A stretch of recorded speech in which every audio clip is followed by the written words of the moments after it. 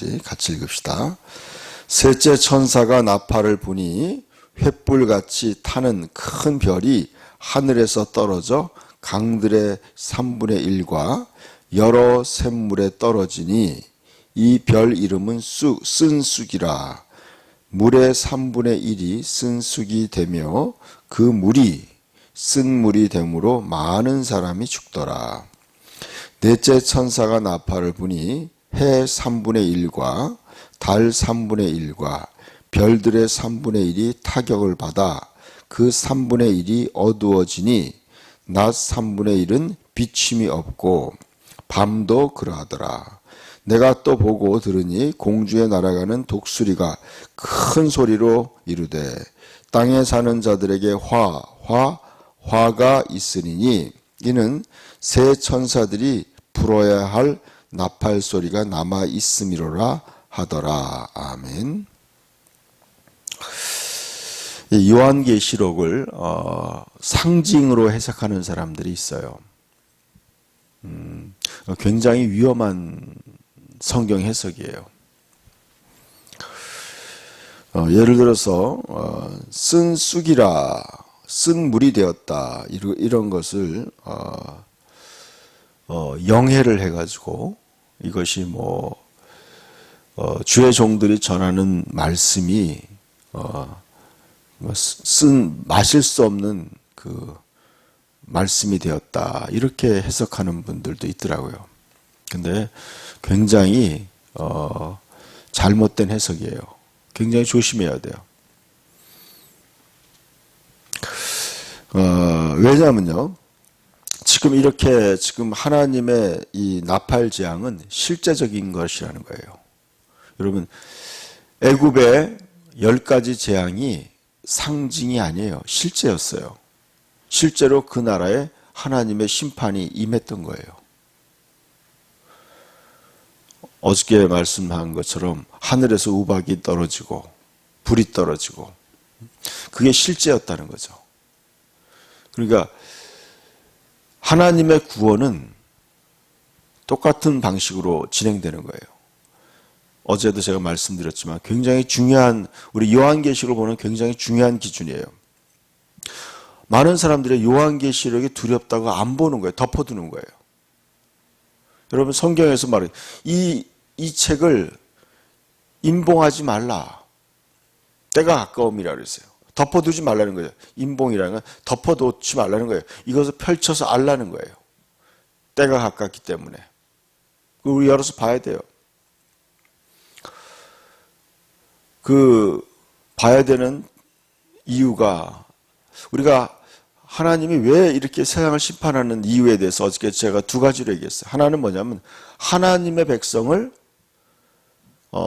구원하기 위한 것이었어요. 두 번째는 뭐냐면 심판의 목적은 억울함에 대한 하나님의 그 올바른 보복이죠. 심판을 하는 거예요. 하나는 구원하기 위한 것이고 하나는 심판이에요. 그것이 바로 요한계시록의 가장 큰 주제예요. 그러니까 하나님의 심판이 오기 전에 이미 하나님의 종들의 이마에다가 도장을 찍어요. 그리고 이제 다음 주에 할 이제 9장에 보면요, 하나님의 그 도장을 받지 않은 사람들만 해롭게 하는 그런 재앙이 내리게 돼요. 그러니까 저와 여러분이 우리가 진정을 알아야 될 것은 뭐냐면 우리가 하나님께 속하는 게 중요한 거예요. 내가 하나님 편에 속하는 거예요. 그러니까 여러분, 그러니까 요한계시록에 보면요, 이 전반부에 2장과 3장에 보면은 7개의 교회를 주님이 평가해요. 판단해요. 왜 판단하냐?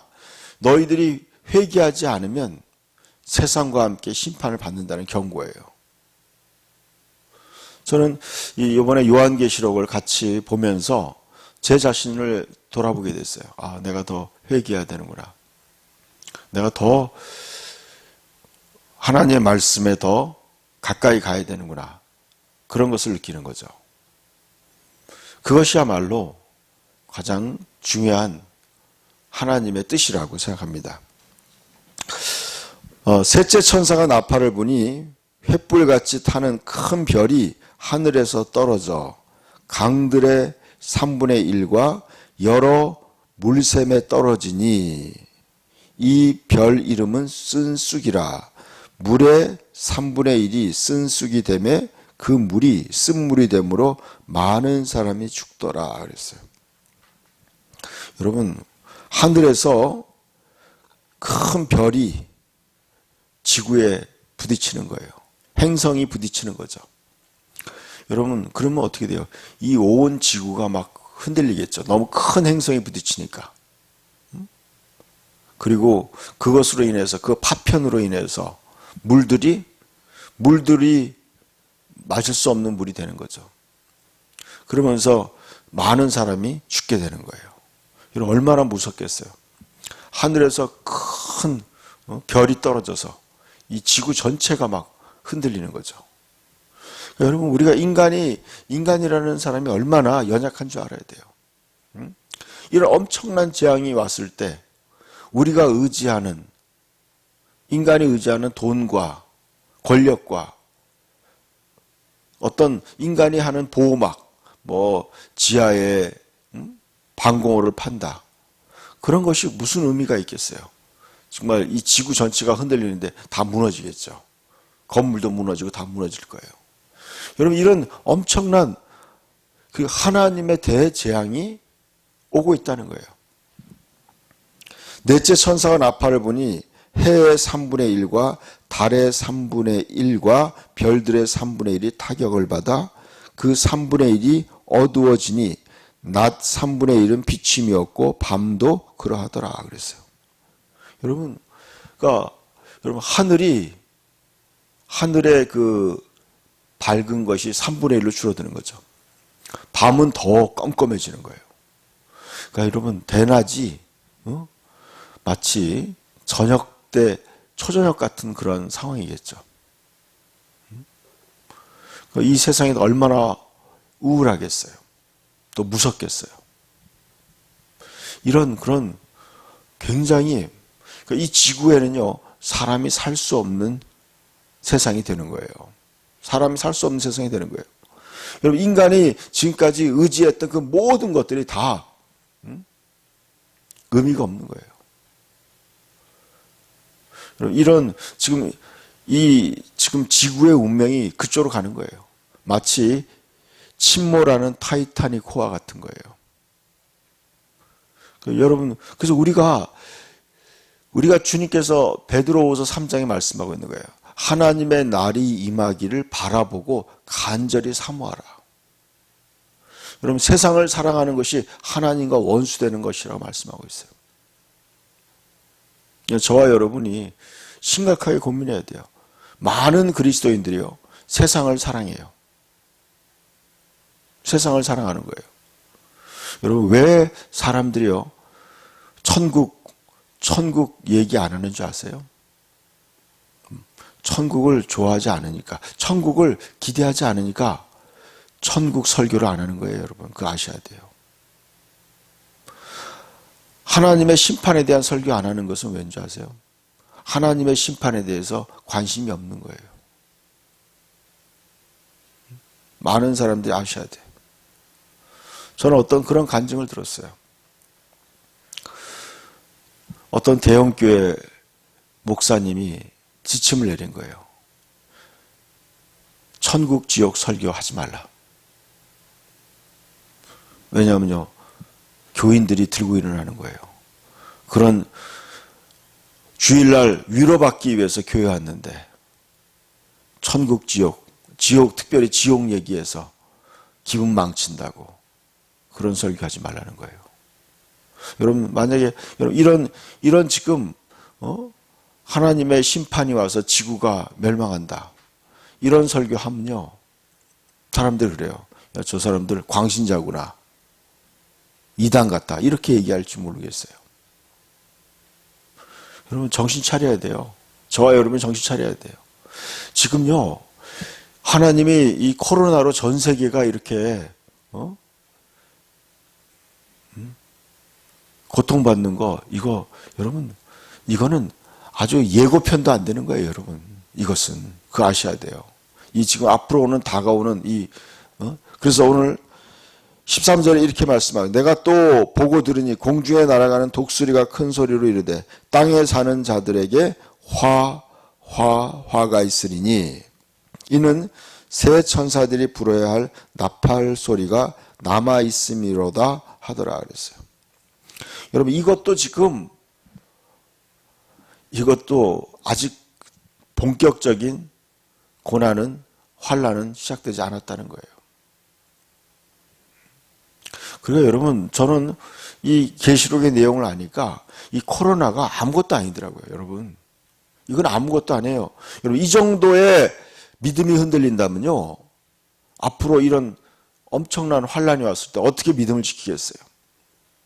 그렇기 때문에 주님이 여러분 7개의 교회에다가 말씀하고 있어요. 너의 믿음 생활을 똑바로 해라. 에베소 교회에게 열심히 하지만 나에 대한 첫사랑을 회복해라. 죽도록 충성하라. 거룩한 흰옷을 입고 나와 동행해라. 미지근한 라우디게아 교회를 향해서는 너희가 이제 그 미지근함을 버려야 된다. 뜨뜻미지근한 믿음. 세상을 사랑하는 믿음. 세상과 하나님 사이에 왔다 갔다 하는 그런 믿음은 버리라는 거예요, 여러분. 조심하셔야 돼요. 우리 끊임없이요, 우리의 믿음을 하나님 앞에서 갈아엎어야 돼요. 묵은 땅을 갈아엎어야 돼요. 여러분, 회복해야 돼요. 첫사랑을 회복해야 돼요. 기도하셔야 돼요. 회개해야 돼요. 내 안에 세상을 사랑하는 마음을 끊임없이 버려야 돼요. 왜냐하면 이 세상은 하나님의 심판 속에 들어가기 때문에 여러분, 세상을 사랑하는 마음을 포기해야 돼요. 누가복음에 이렇게 말씀하고 있어요.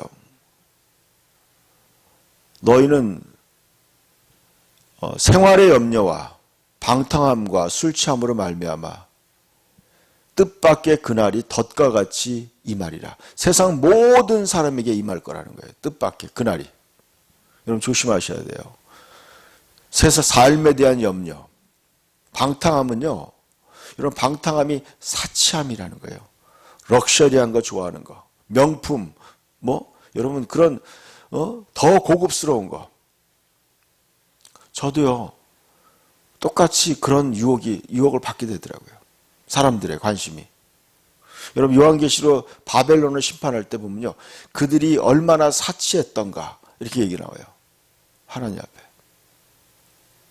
여러분 우리는요, 우리 자신의 그 교만함, 또 욕심, 탐욕 이런 것들을 바울이 고백한 것처럼 배설물로 여겨야 돼요. 다 배설물로 여겨야 돼요. 마음을 비워야 돼요, 여러분. 저와 여러분이. 그래서 점검해야 돼요. 내가 하나님 앞에 섰을 때 내가 어떤 모습일까? 정말 하나님이 나를 인칠 것인가? 하나님의 도장을 나에게 찍어줄 수 있을까? 이런 심각한 그런 질문을 해봐야 돼요. 여러분 이렇게 하나님이 심판을 점진적으로 하는 이유는 바로 그거예요. 나중에 나와요. 그들이 회개하기를 원하는 거예요.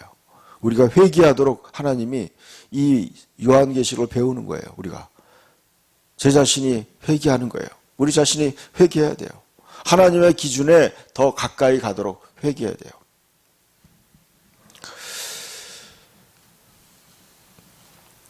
오늘 우리가 말씀을 볼 때 여러분이 이게 하나님의 큰 계획이요.